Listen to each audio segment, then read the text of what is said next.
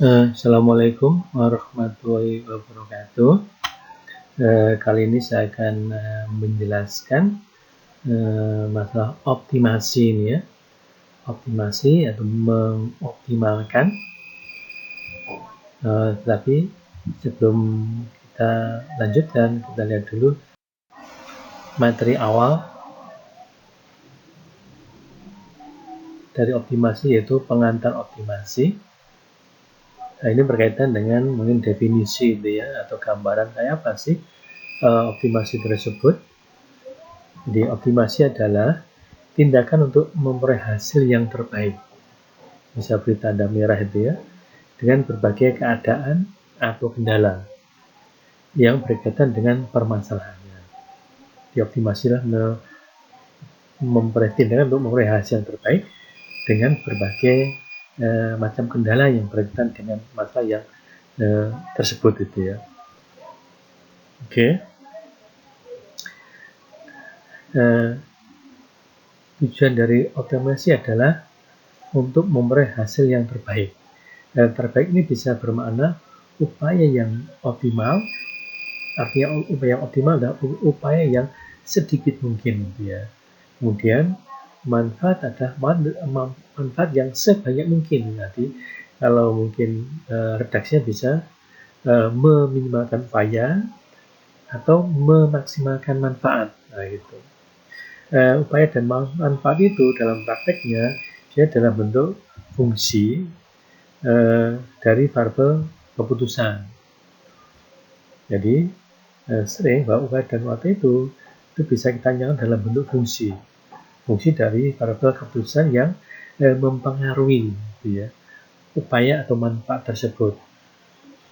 Sehingga optimasi dapat didefinisikan sebagai proses atau upaya tadi ya, untuk mendapatkan keadaan yang memberikan nilai maksimum atau minimum dari suatu fungsi. Fungsi ini adalah fungsi tujuan tadi. Oke, yang merupakan komponen dari atau yang tersusun dari variabel keputusan penyusunnya itu ya.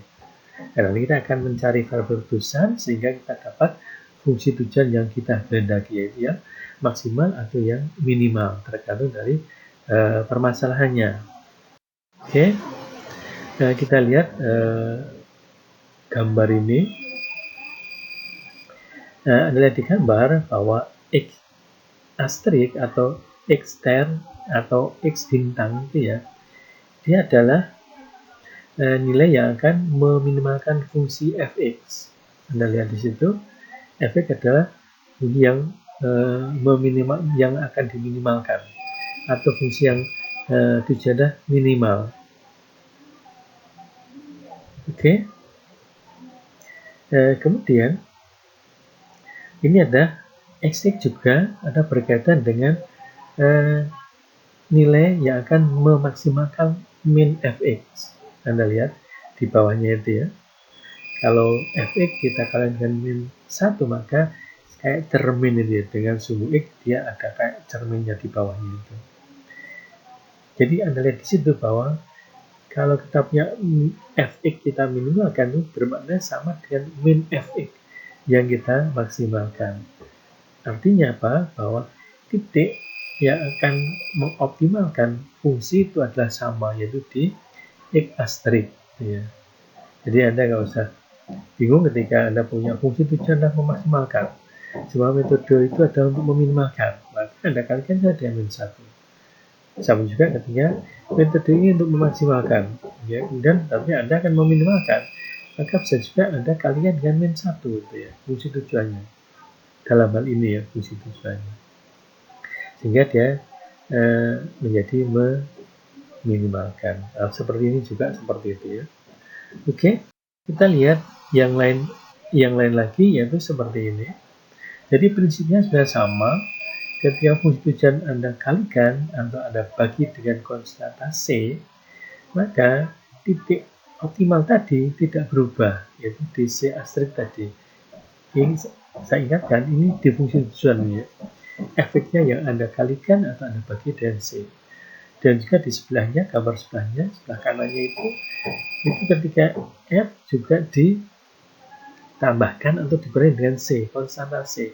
Maka sama juga C adalah X asterisk adalah sebagai solusi yang optimal untuk fungsi fx, min fx, c fx maupun c plus fx ini ya. Jadi terserah. Anda kalikan, Anda bagi, Anda tambah, Anda kurangi, Anda kalikan min 1, maka tetap bahwa x adalah fungsi yang akan mengoptimalkan, variabel yang akan mengoptimalkan fungsi tujuannya. Ini adalah variabel keputusan yang kita kehendaki. Oke. Oke. Jadi masalah optimasi dapat kita klasifikasi dalam beberapa hal ini ya. Yang pertama adalah kendalanya. Ada persoalan yang dia tidak melalui kendala, ada persoalan yang dia ada kendalanya, gitu ya. Jadi ini juga tergantung dengan fungsi tujuannya, gitu ya. Oke, ini mungkin enggak persoalan kendala diubah menjadi tanpa kendala, ya ada yang dimungkinkan, gitu ya.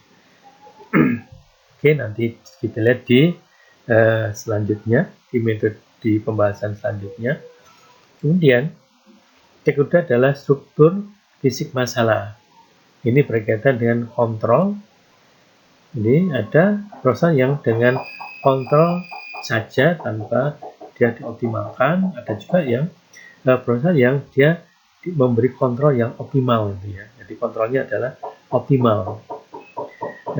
Yang ketiga, sifat dari persamaannya, yaitu rumusan fungsi tujuannya dan kendalanya. Bisa saja dia adalah linear programming problem, berarti masalah program linear, yaitu fungsi dan tujuannya adalah fungsi tujuan dan kendala adalah linear.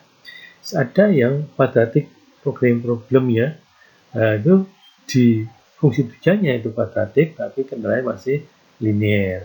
Dan juga yang non-linear programming problem.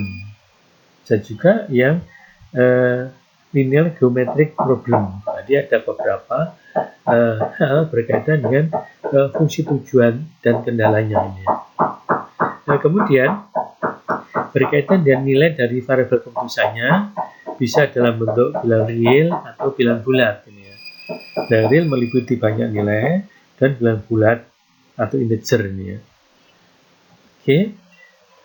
Berkaitan dan juga klasifikasi berkaitan dengan sifat deterministik dari variabelnya. Bisa deterministik variabelnya, bisa stokastik, bisa fuzzy, bisa interval, gitu ya. Jadi kalau deterministik paling gampang kita punya kayak linear programming, gitu ya, quadratic programming itu bisa dia adalah probabilistik, ini deterministik maaf. Kalau stokastik kita punya stokastik programming problem ini. Jadi ada beberapa variabel atau konstanta itu dia punya probabilitas, bersifat probabilistik gitu ya. Atau bisa juga fuzzy programming problem. Nah, di sini sama sebenarnya itu koefisien atau skalarnya atau variabelnya dia merupakan fuzzy. Atau fuzzy number bisa seperti itu ya, bilangan fuzzy dengan sifat-sifatnya. Atau bisa juga dia adalah interval programming problem. Jadi baik konstanta atau koefisiennya itu skalarnya itu dia adalah berbentuk interval. Atau bisa juga variabelnya juga interval, bisa juga seperti itu. Jadi yang stokastik, fuzzy, interval itu bisa saja cuma sebagian yang bersifat probabilistik, fuzzy maupun interval, tapi bisa juga semuanya bentuknya dia probabilistik dan dia bilangan fuzzy dan dia merupakan interval gitu ya. Nah, kemudian berikutnya adalah keterpisahan dari fungsi tujuan dan kendalanya. Maksudnya saja fungsi tujuan itu bisa dipisahkan gitu ya. Di fungsi yang jadi dipisahkan jadi fungsi tujuan 1, 2, 3 dan seterusnya. Dan juga dengan kendalanya. Ini kan kita punya jumlahan G, X gitu ya, atau bentuk yang lainnya silahkan, tapi artinya dia bisa dipisahkan gitu ya. Bisa dipisahkan baik fungsi tujuan maupun kendalanya. Oke, kemudian berkaitan dengan fungsi tujuannya bisa tunggal, bisa ganda ini ya. Di multi objektif ya juga tunggal fungsi tujuannya. Oke, selanjutnya metode optimasi. Ini ada beberapa metode optimasi.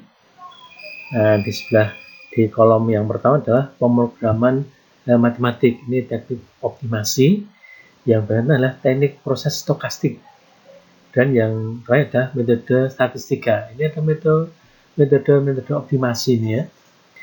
Di sisi programming pemrograman matematika ada metode kalkulus variasi, program linear, program integer atau bilangan bulat itu ya, program kuadrat dan seterusnya ini.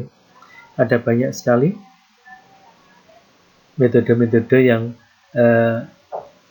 bisa kita pakai dalam metode optimasi. Jadi maksudnya seperti ini, ketika kita menulis suatu persoalan, kemudian kita dapat membuat modelnya dia menjadi bentuk model program linear, maka metode dalam pemrograman matematik ini bisa dipakai yaitu program linearnya. Di sini ada metodenya, gitu kan. Dan juga ketika kita bisa membawa persoalan menjadi bentuk program dinamik, maka metode yang ada di sana bisa kita pakai, gitu ya. Jadi dalam hal ini program linear ini ada banyak metode di dalamnya itu ya. Demikian juga dengan program dinamik ini ya. Jadi pola yang ada di sana. Oke. Kemudian bisa juga ke yang stokastik. Ya. Bisa proses Markov, teori antrian, kemudian renewal gitu ya, teori pembaruan, bisa juga dengan menggunakan simulasi gitu ya. Dan metode statistik bisa regresi, klaster, pengenalan pola, dan seterusnya. Ini metode-metode optimasi yang sudah kita kenal ini ya. Kemudian selanjutnya adalah teknik optimasi non-tradisional atau modern. Ini kebanyakan terinspirasi dari alam ya. Yang pertama ada algoritma genetik. Ini sebenarnya terinspirasi dari teorema evolusi, walaupun sudah gugur teorema itu, tapi ide itu dipakai untuk algoritma genetik ini ya, proses untuk mendapatkan solusi dari solusi yang sudah ada itu ya. Dan juga ini algoritma genetik ini juga dari seleksi alam gitu ya. Bagaimana individu yang terbaik dia akan bisa survive gitu ya. Individu yang lemah dia akan hilang. Makanya kadang ini ya, algoritma genetik ini algoritma yang kejam karena dia akan menghilangkan individu yang lemah gitu ya, dan membiarkan individu yang kuat. Nah, itu. Tapi algoritma genetik ini cukup fleksibel dan berbagai kode yang bisa dipakai ya di algoritma genetik. Dia atau salah satu idenya seperti ini. Jadi solusi itu bisa dinyatakan dalam bentuk kode genetik. Nah, solusi yang lain juga demikian, sehingga antar solusi nanti dikawinkan di dalam genetik itu ya, pengawinan dengan mutasi gitu ya. Nanti mutasi dia sendiri berarti dia berubah sifat individu sendiri, dia sendiri, maka dia akan menjadi solusi yang lain gitu ya. Jadi dia merubah dari solusi yang ada menjadi solusi berikutnya dengan proses mutasi. Bisa juga dia menggunakan proses crossover, yaitu persilangan antara dua individu. Disilangkan dari individu satu dia ada solusi sebenarnya, individu juga solusi, maka disilangkan, dikawinkan untuk mendapat solusi baru, yaitu solusi yang lainnya. Jadi cara algoritma genetik untuk mendapatkan solusi yang lainnya adalah dengan mutasi maupun dengan crossover. Itu adalah ide dari algoritma genetik.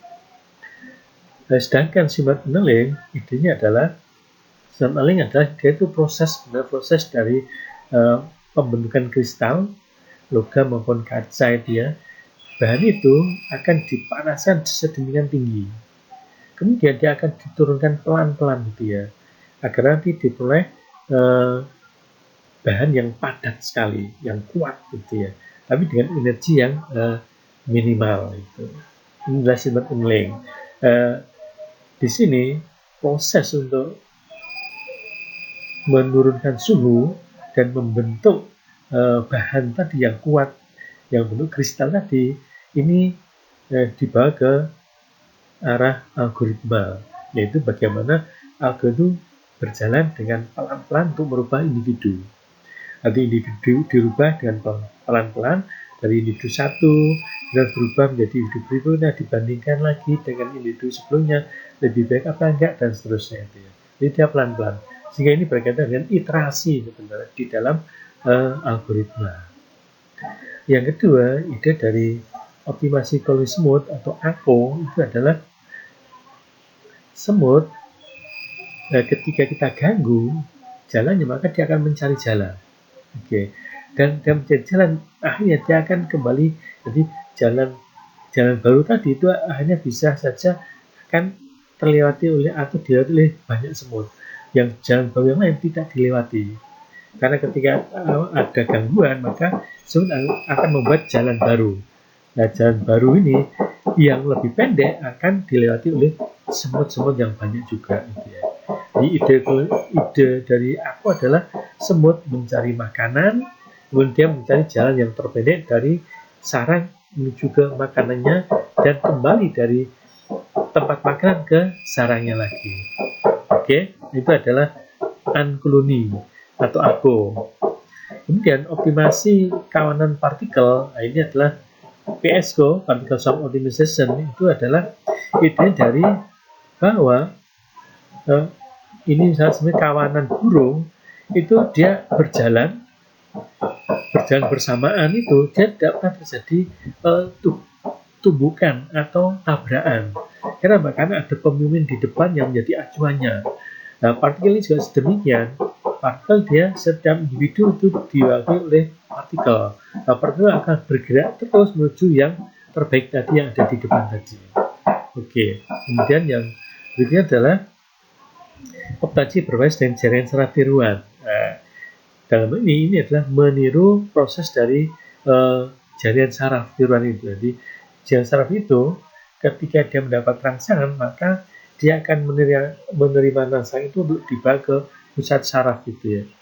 Dan setelah akan mengembalikan rangsangan itu dalam bentuk saja gerak, misalkan seperti itu. Jadi ini adalah pola berpikirnya makhluk hidup gitu ya, itu menyontoh proses seperti itu. Kemudian optimasi berbasis fazi, berarti artinya apa? Kenapa berbasis fazi? Karena memang keputusan itu tidak selalu pasti iya dan tidak. Bisa saja dia ada di tengah-tengah itu. Artinya apa? Dia baik, dia cukup baik, dia baik sekali. Nah, ini ada beberapa gradasi nilai. Tidak harus dia baik dan buruk, tidak. Ini maka muncullah fazi ini ya. Jadi fazi atau kekaburan, dia tidak pasti 0, tidak pasti 1 gitu ya. Dia bisa di antara nilai itu.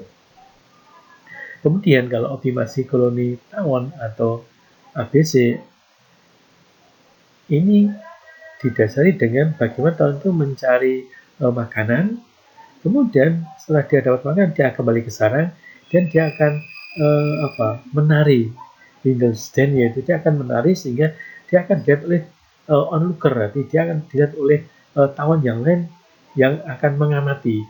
Dan di situ pengamat tawon-tawon akan menilai bahwa tempat tawon itu ternyata dia lokasinya di sana dan masih banyak makanan.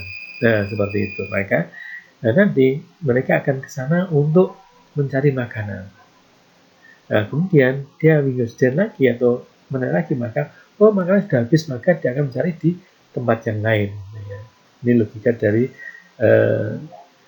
optimasi koloni tawon ini ya. Kemudian kalau imun ini, sistem imun ini menyontoh dari kekebalan ini ya. Jadi nanti ada yang berkaitan dengan penyakitnya, kemudian ada yang berkaitan dengan sistem imunnya yang dia itu mencontoh atau menduplikasi ya dari itu, sehingga dia bisa akan mendapatkan solusi yang berikutnya. Jadi nanti dia akan memilih mana yang terbaik dan seterusnya prosesnya. Kalau optimis kawanan kucing, cat. Nah, ini kucing itu ada dua kondisi dia diam, santai gitu, dan kondisi dia itu mengejar mangsa. Jadi ada dua itu, ada yang tracing, dia itu mengejar mangsa, dia itu seeking, dia itu santai, atau dia itu cuma mengamati gitu aja. Yang salah adalah dia mengejar. Jadi ada dua kondisi sehingga ada dua cara untuk merubah fungsi atau merubah solusi menjadi solusi berikutnya, dengan satu dengan seeking, satu dengan tracing itu tadi. Berikutnya algoritma kunang-kunang. Nah, kalau kunang-kunang ini idenya berasal dari kunang-kunang itu tertarik karena ada sinarnya, yang sinar di badan kunang-kunang itu, sehingga kunang-kunang yang dia punya intensitas cahaya yang kurang, atau dia dengan kunang lain dia itu lebih terang kunang lain, maka dia tertarik, dia akan menuju ke sana. Nah, menuju ke sana itu otomatis dia akan menjadi solusi baru sebenarnya. Oke. Kemudian algoritma kelelawar.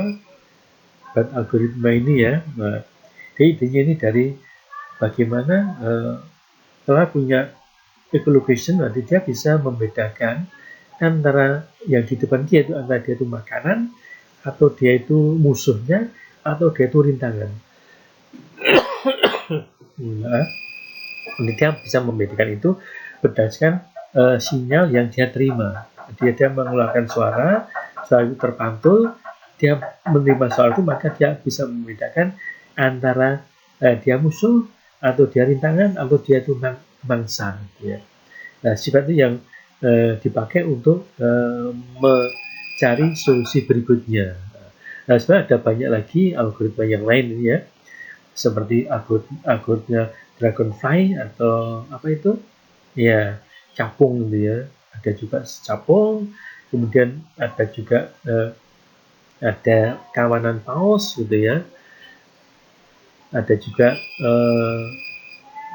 pembelajaran, nanti sistem pembelajaran ini algoritma juga, ada guru, ada murid gitu ya.